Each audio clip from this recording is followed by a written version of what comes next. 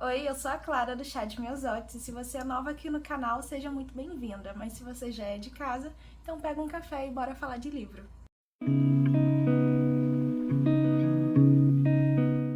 Esse ano eu tô numa vibe muito profunda de ler releituras de Peter Pan e tudo envolvendo o universo da Tinkerbell. Eu comecei o ano lendo O Rei da Terra do Nunca, que é uma série de livros de dark romance baseadas na toda a história do Peter Pan, né? No encontro de carnaval do meu clube do livro, o Clube de Miosotes, eu fiz uma fantasia do zero da Tinkerbell. Não satisfeita, agora em agosto, a leitura extra do clube é Asas Reluzentes, que conta a história da rainha Clarion, que é a rainha do Reino das Fadas da Tinkerbell. E agora tô eu aqui para falar de uma fantasia nacional que também é uma releitura de Peter Pan.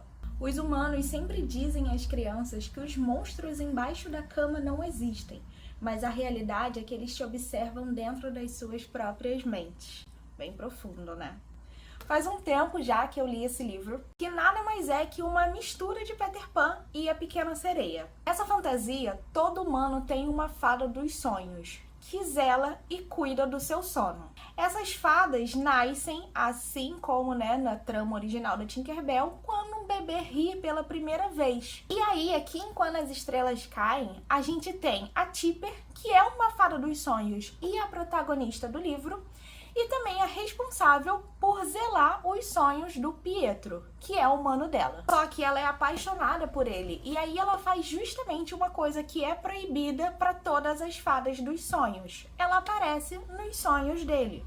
E pior ainda, eles são namorados. Enamorados? Não sei, eles se relacionam nesses sonhos. Essas fadas são criação da Lua, que aqui no livro é tido como uma deusa. Ela criou justamente para que as fadas pudessem proteger os sonhos da criação favorita dela, que são os humanos. Logo, elas não podem ter ambições próprias, porque elas foram ensinadas que sentir desejo, amor, felicidade, todas as emoções possíveis são coisas totalmente fúteis e elas só têm que se concentrar no trabalho delas. Mas a Tipper pensa diferente. Ela pensa por conta própria e ela quer ser livre. E aí, buscando essa liberdade, tal qual a Pequena Sereia, a Tipper vai atrás do Senhor dos Pesadelos, que controla os noturnos, que é como são chamados os pesadelos nesse universo. E de novo, tal qual a Pequena Sereia, ela faz uma barganha em prol da humanidade dela, porque ela quer ser humana para poder conhecer o Pietro. Ou melhor, o Pietro conhecer ela, né? Porque ela já conhece o Pietro muito bem. E aí, nessa barganha, ela tem que fazer o Pietro se apaixonar por ela dentro de um mês, para que ela consiga ser humana para sempre. Só que todo acordo com o Senhor dos Pesadelos tem um preço. Porque é aquilo, ele pode e vai realizar o seu desejo dentro, dos parâmetros dele. Mas isso pode custar o que você tem de mais precioso.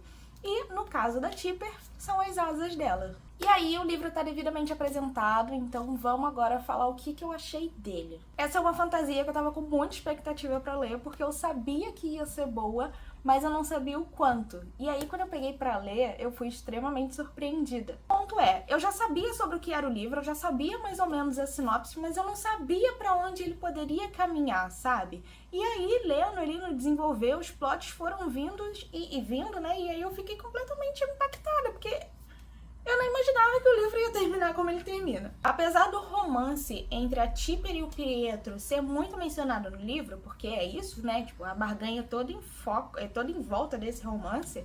Conforme você vai avançando na leitura, você entende que esse não é o ponto principal. Porque, para além disso, ele é uma história sobre autoconhecimento e autodescoberta, principalmente da Tipper ali se descobrindo como humana. E aí tem toda uma questão de ser mulher, de ser um ser com livre-arbítrio, de ser a menina nova da cidade, de ter que interagir com pessoas que ela conhece, mas não conhecem ela. E aí, quando eu consegui desfocar dessa procura pelo romance, né, que elas existem, as migalhas de romance estão ali, mas elas, como eu falei, não são o foco, aí a leitura começou a fluir bem melhor.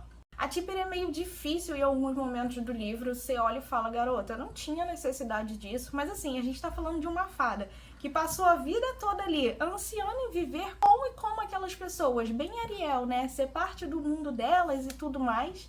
E aí você entende que tem algumas coisas que tem que passar pano, entendeu? Pra quem cresceu com as histórias da Disney como eu, Foi bom revisitar esses locais nostálgicos, né? Porque apesar de ser uma releitura, você consegue identificar ali.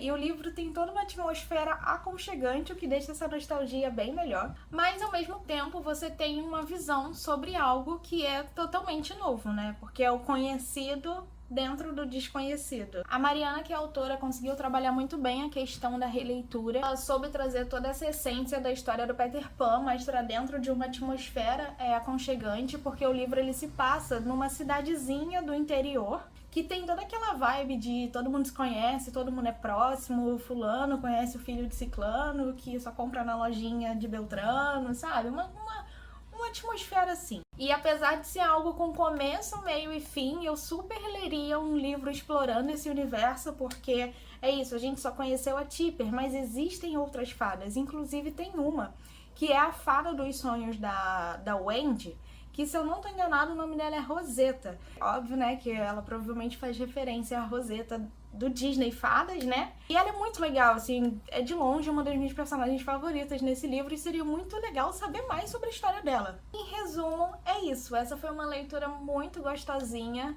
Eu super também leria um livro que fala o que acontece depois do final, né? Acho que tem algo a ser explorado ali. E a escrita da Mari, ela é muito fácil de imergir. E para além disso, eu vi que ela também tem um romance sobre Alice no País das Maravilhas, né? Com foco no Chapeleiro Maluco, que nesse caso é uma mulher. E eu também fiquei muito interessada em ler. E assim chegamos ao final de mais um vídeo e eu vou pedir carinhosamente para que você deixe o seu like aqui, porque isso ajuda a chegar em mais pessoas. Me conta aqui nos comentários qual é o seu conto de fadas favorito da infância e compartilha com uma amiga também que gosta de ler livros de romance e fantasia. Um beijo e até o próximo vídeo!